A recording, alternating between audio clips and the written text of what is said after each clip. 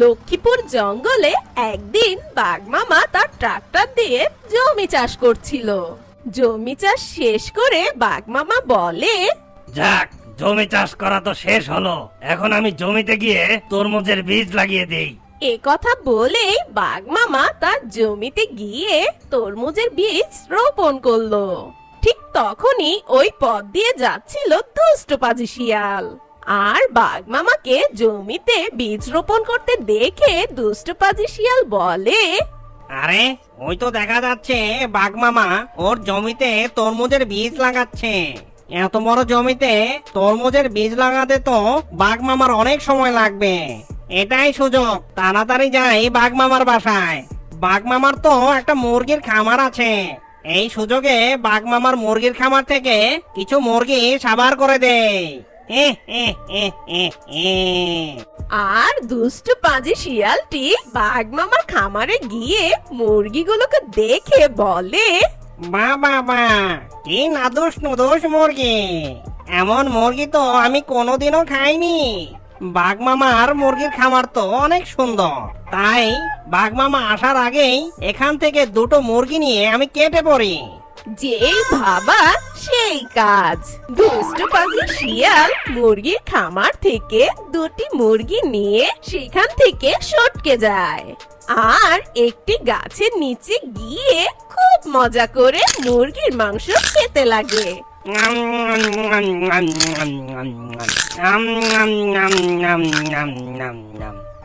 বাবা কি সুস্বাদু মুরগি! বাঘ মামার মুরগিগুলো কি সুস্বাদু, যে খাবে সেই বুঝবে কি মজাটাই না পাচ্ছি।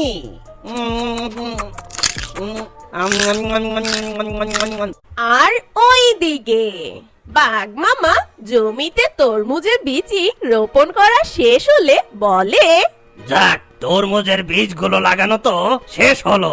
এখন তাড়াতাড়ি বাসায় ফিরে যায়। ওইদিকে আমার মুরগিগুলো একা রয়েছে, আবার আমার খুব ক্ষুধাও পেয়েছে। এ কথা বলে বাঘ মামা তার ট্রাক্টরটা নিয়ে বাড়ি রওনা দেয়। যেতে যেতে পথে বাঘ মামা দেখতে পায় একটি গাছের নিচে সেই দুষ্ট পাজি শিয়াল মাংস খাচ্ছে। এই দেখে বাঘ মামা বলে, আরে, এটা তো সেই দুষ্ট বাজি শিয়াল। ওখানে একা একা বসে বসে কি খাচ্ছে? যাই তো, গিয়ে দেখি তো কি খাচ্ছে। এ কথা বলে বাঘ মামা সেই দুষ্ট পাজি শিয়ালের কাছে যেতে লাগে আর দুষ্ট পাজি শিয়ালের কাছে গিয়ে বলে, এই দুষ্ট বাজি শিয়াল, তুই এখানে বসে বসে কি করছিস? ওরে বাবা, তুই তো দেখি মুরগিও খাচ্ছিস। তা বলতো, এটা কোথাকার মুরগি খাচ্ছিস তুই? আরে বাঘ মামা, তুমি আবার কোত্থেকে এলে?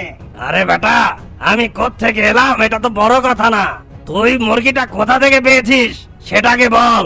আমাকে তাড়াতাড়ি বল, তুই মুরগি কোত্থেকে পেয়েছিস? ওরে বাবা রে, এবার মনে হয় আমি ধরাই পড়ে যাব। বাঘ মামাকে অন্য কিছু একটা বলতে হবে। যদি ধরা পড়ে যাই তাহলে তো রক্ষে নেই। বাঘ মামা, তুমি তো জমি চাষ করলে, আমার বীজও রোপণ করেছো। তোমার তো মনে হচ্ছে অনেক ক্ষুধা পেয়েছে। আমি কোথা থেকে মুরগি পেয়েছি এটা শোনার হয়তো তোমার এখন সময় নেই। আমার কাছে আরেকটা মুরগি আছে, তুমি এখন এই মুরগিটা তাড়াতাড়ি খেয়ে নাও, তোমার খিদে মিটে যাবে। আচ্ছা আচ্ছা, ঠিক আছে, আমার খুব ক্ষুধা পেয়েছে। আর তুই যখন এত করে বলছিস, দে তাহলে মুরগিটা খেয়ে নেই। এ কথা বলে বাঘ মামা সেই মুরগিটা অনেক মজা করে খেতে লাগলো। আর বাঘ মামা যখন মুরগিটা খাচ্ছিল ঠিক তখন দুষ্ট পাজি শিয়াল মনে মনে ভাবে, বাঘ মামা, তুমি তো বুঝতেই পারলে না, তোমার খামারের মুরগি আমি তোমাকেই খাওয়াচ্ছি। রে দুষ্ট শিয়াল, মনে মনে কি এত হাঁটছিস? না না বাঘ মামা, তেমন কিছু নয়। বলছিলাম কি, মুরগিটা খেয়ে তোমার কেমন লাগছে? কেমন সুস্বাদু, মজা তো? হ্যাঁ হ্যাঁ, খেয়ে অনেক মজা পেয়েছি রে। আমার কাজ করে অনেক ক্ষুধা পেয়েছিল। মুরগিটা খেয়ে পেটের ক্ষুধাটা একটু কমলো। আচ্ছা, তুই এখানে থাক, আমি তো একটু আগেই তরমুজের বীজ রোপণ করে আসলাম। যখন আমার খেতে তরমুজ উঠবে তখন আমি আমার তরমুজ তোকে খেতে দেব। এখন আমি গেলাম রে, টাটা। এ কথা বলেই বাঘ মামা তার ট্রাক্টরটা নিয়ে বাড়ি চলে যায়। তখন দুষ্ট পাজি শিয়াল বলে, যাক বাবা, বড় বাচ্চা বেঁচে গেলাম। যদি বাঘ মামা বুঝে যেত এটা ওর খামারেরই মুরগি, তাহলে তো আমার রক্ষেই ছিল না। এখন আমার এই জঙ্গল থেকে সরে পড়তে হবে। বাঘ যদি ওর বাসায় গিয়ে দেখে ওর খামারের মুরগি নেই, তখন তো পুরো জঙ্গল মাথায় তুলে নাচবে। তার চেয়ে ভালো হবে কয়েক মাসের জন্য আমি গা ঢাকা দেই। এ কথা বলে সেই দুষ্ট পাজি শিয়াল সেখান থেকে চলে যায় আর কিছুদিনের জন্য গা ঢাকা দেয়। এরপর বেশ কয়েক মাস পেরিয়ে যায়। একদিন বাঘ মামা তার জমিতে গিয়ে দেখে তরমুজগুলো পেকে টসটসা হয়েছে। এই দেখে বাঘ মামা বলে, আরে আরে, তরমুজগুলো তো পেকে গেছে। কয়েকদিনের মধ্যেই তরমুজগুলো ঘরে তোলা যাবে। একটা কাজ করি, আজকে দুটো তরমুজ বাসায় নিয়ে যাই। যেই গরম পড়েছে, নিজের জমির তরমুজ খেতেই মজা হবে। আজকে আমার তরমুজ আমি মজা করে খাবো। এ কথা বলেই বাঘ মামা তার জমি থেকে সুন্দর লাল টকটকে তরমুজ ছিঁড়ে নেয় আর বাঘ মামা সেই দুটো তরমুজ নিয়ে বাড়ি চলে যায়। আর ওই দিকে দুষ্ট পাজি শিয়াল পাশের জঙ্গল থেকে একটি রিকশা চুরি করে নিয়ে আসে আর এই জঙ্গলে এসে বলে, বাহ, কতদিন পর এই জঙ্গলে ফেরত আসলাম। সেই যে বাঘ মামার দুটো মুরগি চুরি করে খেয়ে এই জঙ্গল ছেড়ে পালিয়ে গিয়েছিলাম, এতদিন পরে আমি এই জঙ্গলে ফিরে আসলাম। দেখি তো একটু সামনে এগিয়ে গিয়ে বাঘ মামা তো ওর জমিতে তরমুজ লাগিয়েছিল। তরমুজগুলোর কি অবস্থা একটু গিয়ে দেখে আসি। এই বলে দুষ্ট পাজি শিয়াল তার রিকশাটা নিয়ে বাঘ মামার তরমুজের জমিতে চলে যায় আর জমিতে গিয়ে সেই দুষ্ট পাজি শিয়াল বলে, আরে বাহ, তরমুজগুলো তো দেখছি একদম পেকে লাল হয়ে গেছে। একদম সঠিক সময় চলে এসেছি। এটাই তো উপযুক্ত সময়, এটাই তো তরমুজ তোলার সময়। এখনই কাজে লেগে পড়তে হবে। এই তরমুজগুলো প্রতি রাতে রিকশায় তুলে চুরি করে নিয়ে গুহায় মজুত করে রেখে দিতে হবে। তারপর অবসর সময় তরমুজগুলো মজা করে খাবো। এরপর দুষ্ট পাজি শিয়াল বাঘ মামার ক্ষেতে তরমুজগুলো তুলে নিয়ে রিকশায় রাখতে শুরু করলো আর সেই দুষ্ট পাজি শিয়াল রিকশা ভর্তি তরমুজ নিয়ে তার গুহার উদ্দেশ্যে রওনা দেয়। পরের দিন সকাল বেলা বাঘ মামা তার ট্রাক্টরটা নিয়ে জমির উদ্দেশ্যে রওনা দেয়। কিছুক্ষণ পর বাঘ মামা ট্রাক্টরটা নিয়ে তার জমিতে চলে আসে আর এসে দেখে যে জমিতে বেশ কিছু তরমুজ নেই। এই দেখে বাঘ মামা বলে, আরে আরে, এখানে তো বেশ কিছু তরমুজ ছিল। আমি তো কেবল দুটো তরমুজ নিয়ে গেছিলাম। এখন তো দেখি এখানে অনেকগুলো তরমুজ নেই। তাহলে এই তরমুজগুলো নিয়ে গেল কে?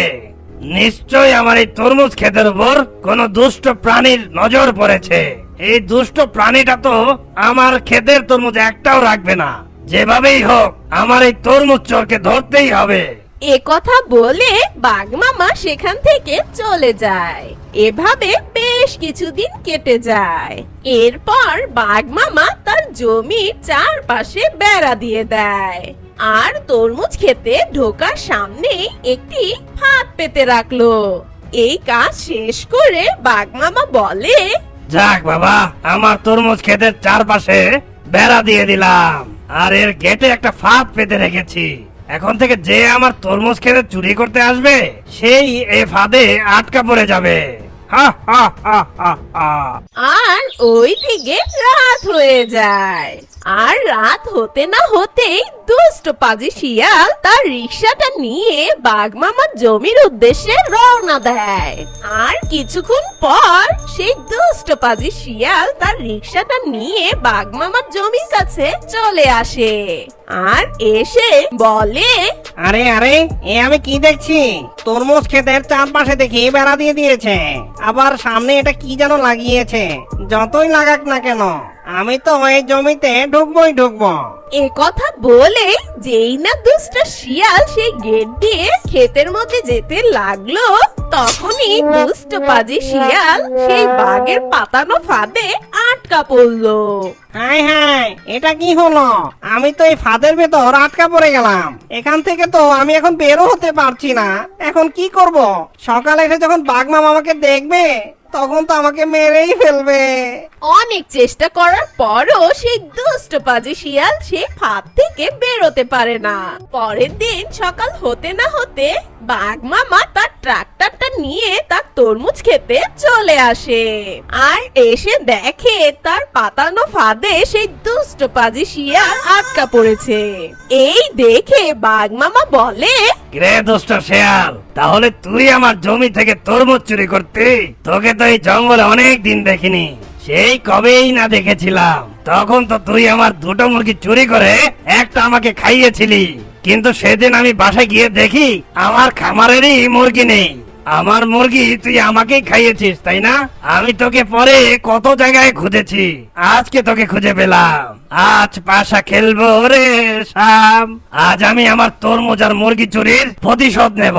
না মামা, আমাকে কিছু করো না, আমাকে মাফ করে দাও। আমি আর কোনোদিন চুরি করতে আসবো না। ছেড়ে দাও মামা, আমাকে ছেড়ে দাও। না না, আমাকে মেরো না। দুষ্ট পাজি শিয়াল যতই অনুরোধ করুক বাঘ মামা তার কোনো কথা শুনে না। দুষ্ট পাজি শিয়ালের পা বেঁধে ট্রাক্টরের পিছনে করে বাঘ মামা জঙ্গলের ভিতর চলে যায়, আর পুরো জঙ্গলে ঘুরতে লাগলো। আর কিছুক্ষণ পর সেই দুষ্ট পাজি শিয়ালটা মারা যায়। এভাবেই সেই দুষ্ট পাজি শিয়ালের উচিত শিক্ষা পায়।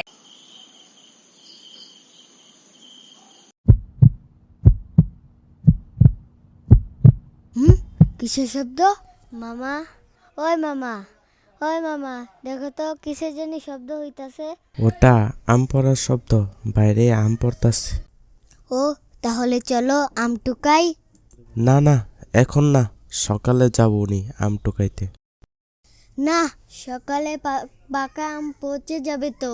পচবো না, এখন ঘুমাও। না, তুমি এখনই যাবা। আরে ওইখানে তো ভূত আছে, রাত্রেবেলা, সকালে যাইর। ওই মামা, তুমি ভূত দেখে ভয় পাও নাকি? আগে তো জানতাম না। আমি ভূত দেখে কেন ভয় পাবো? আমি ভূত থেকে ভয় পাই নাকি? তাহলে চলো, আমি এখনই আম খাবো। এই যে আমগুলো কত সুন্দর। মামা, কি হলো, ভয় পাইতেছে নাকি? আম টুকাও। আমি যেখানে থাকি সেখানে ভূত কেন? ভূতের বাপও থাকার সাহস পায় না, আর আমি সেখানে ভয় পাবো?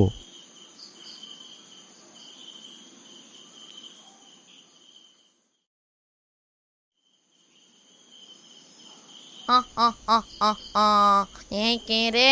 কার এত বড় সাহস? বড় বড় কথা বলছিস? দিব নাকি গার মটকিয়ে? হ্যাঁ, কে জানি কথা বললো? ওরে বাপরে, গেলুম রে।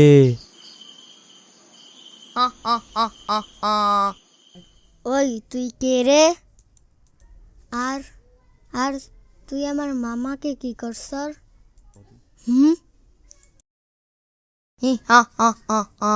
আমাকে দেখে তোর কি মনে হয় আমি কে? আমি হলাম ভূত, তোর ঘর মটকে রক্ত টেনে খাবো। তোকে দেখে জুকারের মতো লাগতাছে। তোর মুখ থেকে পচা গন্ধ বের হচ্ছে। মাছ খাই বলে সব ভূতেরা আমাকে পচা খেকো বলে ডাকে, এখন দেখি মানুষেও ডাকে। না না, এটা হতে দেওয়া যাবে না। এই তুই আমাকে ভয় পাস না? এখনই করলে গার মটকে রক্ত চুষে খেয়ে ফেলবো।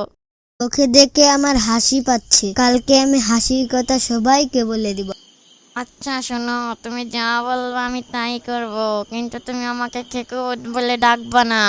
আচ্ছা শুন, আমার মামাকে বাড়িতে দিয়াই, আর এই আমগুলো বাড়িতে দিয়া, পরে দেখি কি বলে ডাকবো তোকে।